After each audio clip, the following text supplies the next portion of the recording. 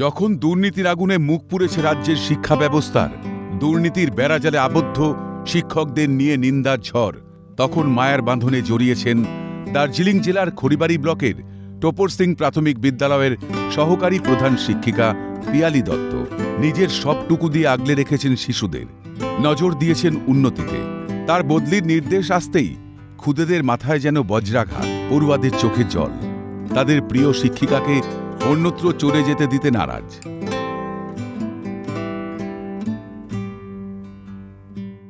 আমরা ম্যামকে যাইতে দিব না। আমরা যতটা খেলাধুলা করছি, প্রায় আমরা ডিস্ট্রিক্ট খেলে আসছি। ম্যাডামকে যেতে দিব না? না, দিব না। ম্যাম আমাদেরকে শেখায়, আমরা কত দূর খেলতে গেছি, আমরা যাইতে দিব না ম্যামকে। বছর 7 আগে সহকারী শিক্ষিকা হিসেবে স্কুলে যোগ দেওয়ার পর প্রধান শিক্ষিকা হিসেবে কাজ করছেন পিয়ালি দত্ত। তার যোগ দেওয়ার পর অনেক উন্নতি হয়েছে স্কুলে। শিশুদের লেখাপড়ার পাশাপাশি স্কুলের পরিকাঠামোর উন্নতিতেও সমানভাবে নজর দিয়েছেন পিয়ালি। শুধু তাই নয়, জেলা স্তরে খেলার সুযোগ পেয়েছে খুদে পড়ুয়ারা। তাই খুদেদের পাশাপাশি তাকে যেতে দিতে নারাজ অভিভাবকরাও। সবদিকে খেলাধুলা সবদিকে নিয়ে যাচ্ছে, আগায় নিয়ে যাচ্ছে, আমাদের উন্নতর দিক দিয়ে নিয়ে যাচ্ছে।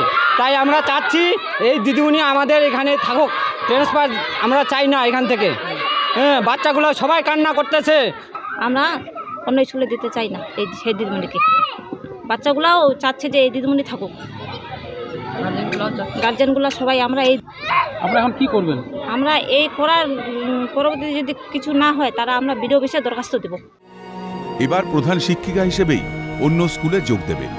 কিন্তু দীর্ঘ 7 বছরে খুদেদের সঙ্গে যে মায়ের বাঁধনে জড়িয়েছেন, তাই বিদায় বেলায় শিক্ষিকার মনও ভারাক্রান্ত। কিন্তু সরকারি নির্দেশ আটকাবে কে? না, আমার ট্রান্সফার অর্ডার না, আমার হেডপোস্টে অন্য স্কুলে আমাকে যেতে হবে। হেডপোস্ট নিয়ে। এই স্কুলে কতদিন থেকে আছেন আপনি?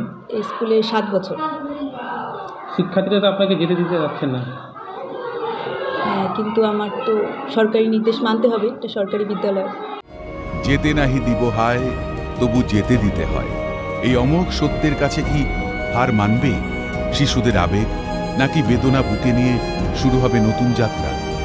পিকাই ঘোষের রিপোর্ট, ক্যালকাটা নিউজ।